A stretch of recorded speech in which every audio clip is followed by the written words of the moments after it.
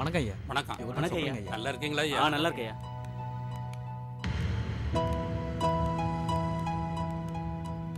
வணக்கம் இன்ஸ்பெக்டர் ஐயா. வணக்கம். வாங்க சார், உட்காருங்க. நீங்க எங்க இந்த பக்கம்? ஐயா, சொந்தக்காரர் ஒருத்தரை அரெஸ்ட் பண்ணி வச்சிருக்கிறதா தகவல் வந்துச்சு. யார் சார் அவரு? மாப்பிள்ளை ராஜசேகர் இருக்கார்ல, அவரோட தங்கச்சி புருஷன் பார்த்த சாரதின்னு பேரு. பார்த்த சாரதியா? அது மருதூர் போலீஸ் ஸ்டேஷன் கேஸ். அநேகமா உங்க சொந்தக்காரங்க அங்கதான் இருப்பாங்க. இப்பதான் அவங்க டாக்டர் வந்து கேட்டுட்டு போனாங்க. கொஞ்சம் இருங்க.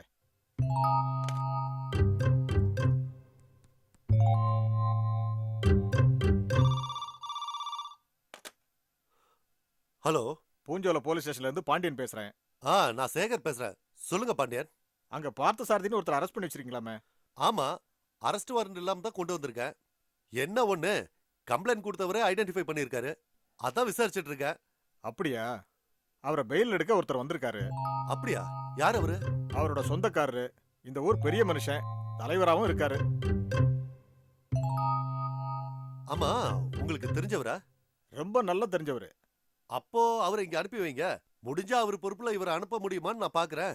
ஓகே, ரொம்ப தேங்க்ஸ். Okay, thank you. நல்ல வேலையா எஃப்ஐஆர் ஃபைல் பண்ணல. உங்களுக்கு எங்க டிபார்ட்மெண்ட்ல யாரையா தெரியுமா? ஐயா, நான் போலீஸ் ஸ்டேஷன் வாசப்படியை கூட மிதிச்சது கிடையாதுங்க. எனக்கு யாரையும் தெரியாதுங்க. பரவாயில்ல, மருதூர் போலீஸ் ஸ்டேஷன் போய் நீங்க இன்ஸ்பெக்டர் பாருங்க. சரிங்க. சட்டப்படி என்ன நடவடிக்கை எடுக்கணுமோ அதை எடுங்க. ஏதாவது பிரச்சனைனா எனக்கு ஃபோன் பண்ணுங்க. நல்லதுங்க, நான் வரேன்யா. போயிட்டு வாங்க.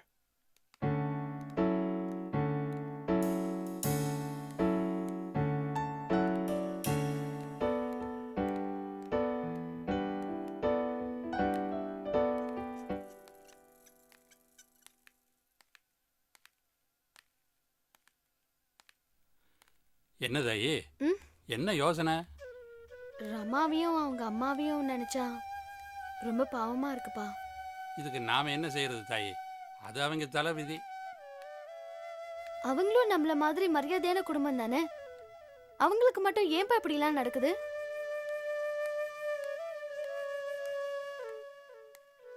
அதான் வெளியே கொண்டாந்துடான்னு இன்ஸ்பெக்டரே சொல்லிட்டாரே, அப்புறம் இதுக்கு வருத்தப்பட்டுக்கிட்டு இருக்க? எங்க எந்த பக்கம் வந்துட்டு போறீங்க? சங்கரா, என் தலை விதிப்பா. போலீஸ் ஸ்டேஷன் வரலாம் வர வேண்டியதாயிருச்சு. போலீஸ் ஸ்டேஷனுக்கா? ஆ, நீங்க எதுக்கு போலீஸ் ஸ்டேஷன்லாம் வந்துட்டு போறீங்க? மாப்பிள்ளையோட தங்கச்சி புருஷனை அரெஸ்ட் பண்ணி உள்ள வச்சுட்டாக. எதுக்கு அரெஸ்ட் பண்ணாங்க? ஏதோ கடன் பிரச்சனையா என்ன ஏதுன்னு விசாரிக்கலாம்ட்டு இங்க வந்தேன். இவங்க என்னடான்னா மருதூர் போலீஸ் ஸ்டேஷன் கூட்டிட்டு போயிட்டான்னு சொல்லிட்டாக. மருதூரா? இன்ஸ்பெக்டர் வேற என்ன சொன்னாருங்க? என்னமோ எனக்கு எல்லாரையும் தெரிஞ்ச மாதிரி உங்களுக்கு யாராவது மேலதிகாரி தெரியுமான்ட்டு கேட்டாரு. நான் மலைக்கு கூட போலீஸ் ஸ்டேஷன் பக்கம் ஒதுங்கினது இல்லைன்னு சொல்லிவிட்டேன். இவ்வளோதானையா? இதுக்கு எதுக்கு வருத்தப்படுறீங்க? மீனாமா, நீங்க ஒன்றும் கவலைப்படாதீங்க. அவரே வீட்டுக்கு வந்துடுவார். தைரியமா போயிட்டு வாங்க. என்னப்பா மேலதிகாரி உத்தரவு போடுற மாதிரி நீ சொல்லிக்கிட்டு இருக்க? அது அது உங்க நல்ல மனசுக்கு எல்லாம் நல்லபடியா நடக்கும்னு சொல்ல வந்தேயா. மீனாமா, அவர் வந்துடுவார். நீங்க தைரியமா போயிட்டு வாங்க. என்னவோ உன் வாய் முகூர்த்தம் எல்லாம் நல்லபடியாக நடந்தால் சந்தோஷம்தான். ஆமாம், நீ என்ன பரிசல் துறையை விட்டு எங்கட வந்து சுற்றிக்கிட்டு இருக்க? விஓ வந்து பார்த்துட்டு போக சொல்லியிருக்காரு. அதான் போயிட்டு இருக்கேன். அப்படியா? சரி, என்ன ஏதுன்னு கேட்டு சீக்கிரமாக துறைக்கு போயிச்சாரு. அங்கே ஆட்கள்லாம் காத்துக்கிட்டு இருப்பாள்ல உனக்காக. சரிங்க. ஆ, வாம்மா.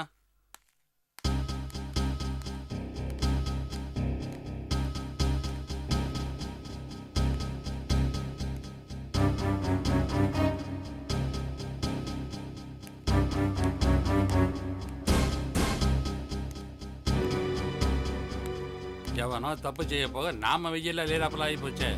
ஆ,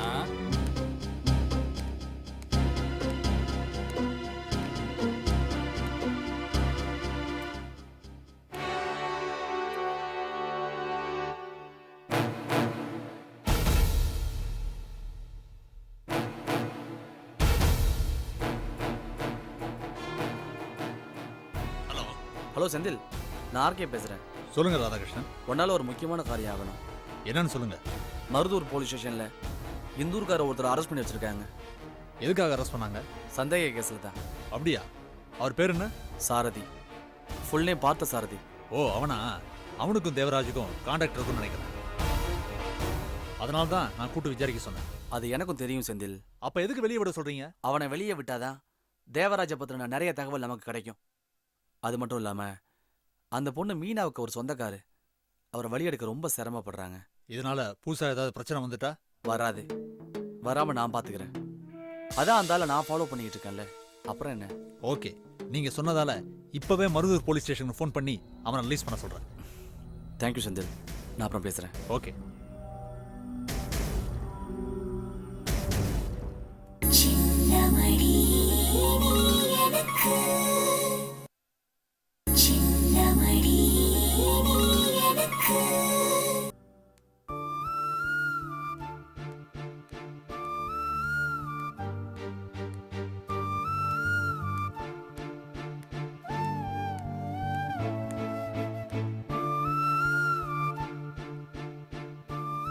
ஏய் நில்லுடி, எங்க போயிட்டு வர? நில்லுங்கறல, சொல்லாம வீட்டுக்குள்ள விட மாட்டேன். எங்க போயிட்டு வர சொல்லு. அது வந்து அப்பாவை கூட்டிட்டு வர ஏற்பாடு பண்ணிட்டு வந்த. ஓ, அந்த அளவுக்கு பெரிய மனுஷி ஆயிட்டியா? யார பாத்துட்டு வர? சொல்லுடி, யார பாத்துட்டு வர? யாரை பார்க்கணுமோ, யாரை பார்த்தா நம்ம கஷ்டம் எல்லாம் தீருமோ அவங்கள பார்த்துட்டு வரேன். இத்தனை நாளா யார பார்க்க கூடாதுன்னு நான் வைராக்கியமா இருக்கிறேனோ அவங்க கால்ல போய் விழுந்து பிச்சை கேட்டுட்டு வரியா? அதுல என்னமா தப்பு இருக்கு? நமக்கு ஒரு கஷ்டம்னு வரும்போது 4 பேரோட தயவு தேவன் தான் போயிட்டு வந்தேன். அவங்க நம்ம தயவை வேணான்னு உறவை முறிச்சுக்கிட்டவங்கடி. அதுக்கு அவங்க மட்டும் தான் காரணம்னு எப்படிமா சொல்ல முடியும்? 25 வருஷத்துக்கு முன்னாடி என்ன நடந்ததுன்னே தெரியாது. அது என்னன்னு தெரிஞ்சுக்காம நான் எப்படிமா ஒரு முடிவுக்கு வர முடியும்? அப்போ நீ உன் அம்மாவை நம்பலையா? நம்புறேம்மா, என் அம்மா நல்லவன்னு நம்புறேன். ஆனா என் அம்மா சொல்றது எல்லாமே கரெக்ட்னு என்னால எப்படி சொல்ல முடியும்? வேணும்டி, எனக்கு இதுவும் வேணும், இன்னமும் வேணும். குடிக்கிறதுக்கு கஞ்சி இல்லனாலும் தன்மானத்தையும் கௌரவத்தையும் ஊட்டி வளர்த்தனே, எனக்கு வேணும்டி. அப்படி என்ன நான் தன்மானம் கேட்டு நடந்துக்கிட்டேன்? எனக்கு எங்க அப்பா வேணும்னு சொல்றேன், அது தப்பா? உன் அப்பா முழுக்க முழுக்க தப்பு பண்றாருடி. தப்பு செஞ்சா தண்டனை அனுபவிச்சு தானே ஆகணும். அப்போ எந்த தப்பு செய்யாத நீ ஏம்மா தண்டனை அனுபவிக்கிற? தப்புங்கிறது பாக்குறவங்க பார்வைய பொறுத்தது. அது ஆளுக்கு ஆளு மாறும். எப்படி நீ நல்லவளா இருந்தோ கஷ்டப்படதை என்னால தடுக்க முடியலையோ, அதே மாதிரி என் அப்பா கெட்டவரா இருந்தோ அவரு கஷ்டப்படதை என்னால பொறுத்துக்க முடியல. அதான் என் அத்தைய பார்த்து என் கஷ்டத்தை சொன்னேன். அது தப்புனா அத பத்தி நான் கவலைப்பட மாட்டேன். அதுக்கு என்ன தண்டனைனாலும் அதை ஏத்துக்க நான் தயாரா இருக்கேன்.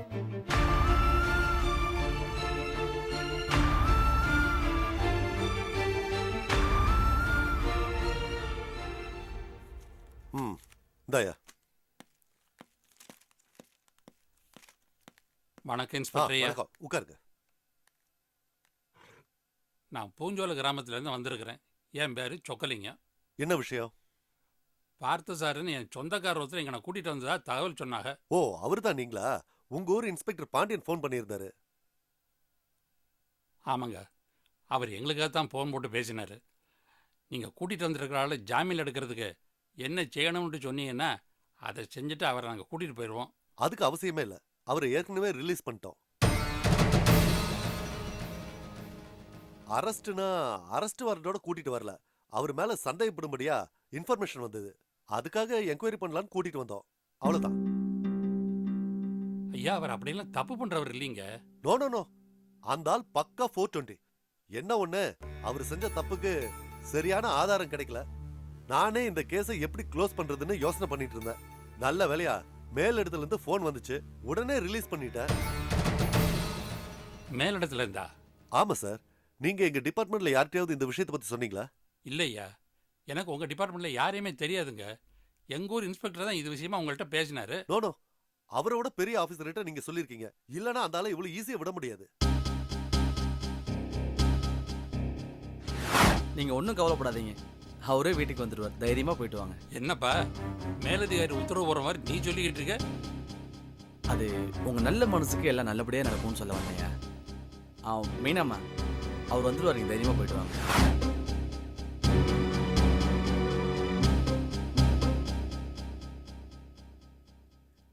எது எப்படி இருந்தா என்ன சார்? நீங்க நினைச்ச மாதிரி அவர் ரிலீஸ் ஆகி போயிட்டாரு. நீங்க சந்தோஷமா வீட்டுக்கு போங்க. வரம் ஐயா. சரிங்க.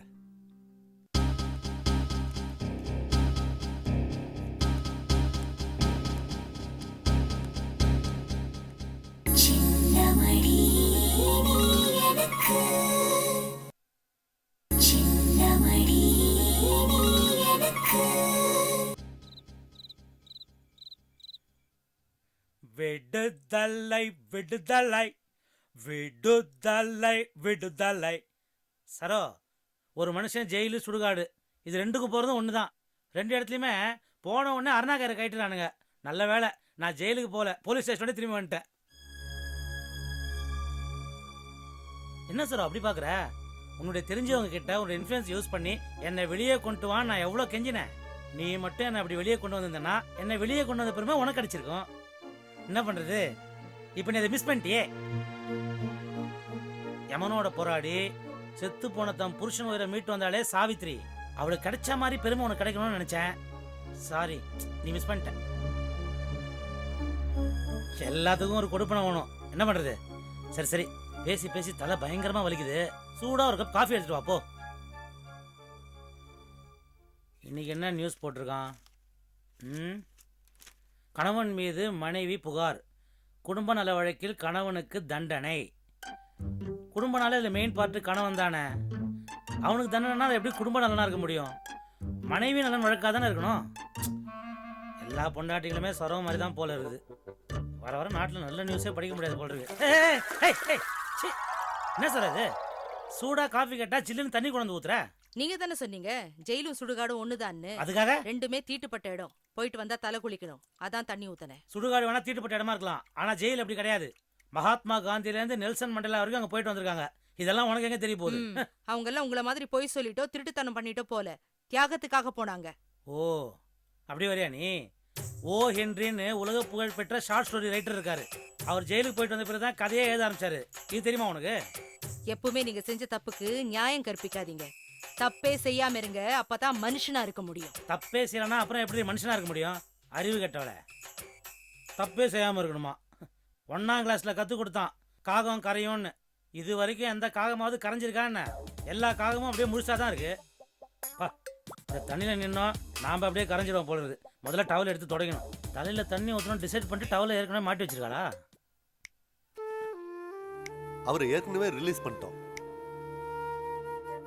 நீங்க ஒன்றும் கவலைப்படாதீங்க, அவரே வீட்டுக்கு வந்துடுவார். தைரியமா போயிட்டு வாங்க.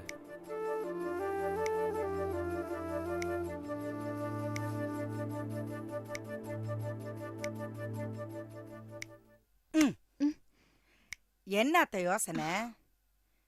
தூங்காம படுத்து கிடக்குற? அது சரி, மாமனை எப்ப கட்டிக்க போறோன்னு யோசிச்சுட்டு இருக்கியாக்கும். அத பத்தி யோசிக்கிறதுக்கு என்ன பாட்டி இருக்கு? அதான் நெத்தியடி மாதிரி ஒரு கண்டிஷன் சொல்லி அதை நிறைவேத்துங்க, உடனே கட்டிக்கிறேன்னு சொல்லிட்டாரு. அப்புறம் என்ன? வேற எதை பத்தி யோசிக்கிறவ?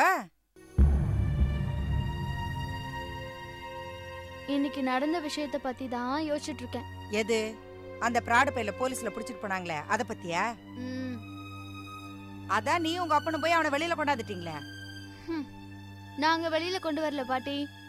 நாங்க போலீஸ் ஸ்டேஷன் போறதுக்கு முன்னாடியே அவர் ரிலீஸ் ஆகி வீட்டுக்கு போயிட்டாரு. அது எப்படி அவ்வளவு சீக்கிரம் வெளியில வந்தா? யாரோ பெரிய ஆபீசருங்க அந்த இன்ஸ்பெக்டருக்கு போன் பண்ணி அவர் வெளியே அனுப்ப சொல்லிட்டாங்க. அந்த மொகரக்கட்டைக்கு ஒரு பெரிய ஆபீசர் வேற தெரிஞ்சிருக்கா? அவருக்கு தெரியுதோ இல்லையோ, சங்கரனுக்கு தெரியும்னு நினைக்கிறேன். சங்கரனா? அவன் யாரது? அதான் பரிசல் ஓட்டுறானே அந்த சங்கரன். அவனா? அவன்தான் ஊரெல்லாம் நல்ல புள்ளன்னு பேர் வாங்கி வச்சிருக்கானே, அப்புறம் என்ன? அந்த நல்ல புள்ளதான் வழியில எங்களை பார்த்து என்ன விஷயம்னு கேட்டான். அப்பாவும் நடந்தது சொன்னாரு. அதுக்கு அவன் என்ன சொன்னா? இவனே பெரிய ஆபீசர் மாதிரி, இதுக்காகவா கவலைப்படுறீங்க? இது சாதாரண விஷயம், நீங்க பேசாம வீட்டுக்கு போங்க, ரமாவோட அப்பா தானா வீட்டுக்கு வந்துருவாருன்னு சொன்னான். அவன் சொன்ன மாதிரியே நாங்க போறதுக்கு முன்னாடியே அவரை ரிலீஸ் பண்ணிட்டாங்க. அடியாத்தி, அப்ப இந்த புள்ளதான் ஏதாவது ஏற்பாடு பண்ணிருக்குன்னு நினைக்கிறியா? நிச்சயமா அப்படிதான் இருக்கணும் பாட்டி. ஒருவேளை நல்ல எண்ணத்துலதான் அப்படி சொல்லிருப்பான்னு நினைச்சா கூட, இவ்ளோ கான்பிடன்ஸா சொல்லிருக்கான்னா அவனுக்கு ஏதோ பெரிய இடத்துல தொடர்பு இருக்குன்னு அர்த்தம். சரி விட அத்தா, எப்படியோ ஒண்ணு அந்த புள்ளையால ஒரு நல்ல காரியம் நடந்திருக்குல்ல, அதை நினைச்சு சந்தோஷப்படு.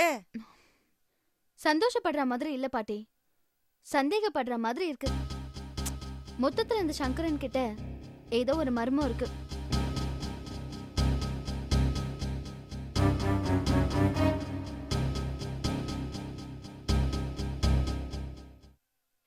அகல் விளக்கின் அடியினிலே நிழலாக இருளிருக்கும், அனுபவத்தின் மறுபுறத்தில் சுகமான துயர் இருக்கும்.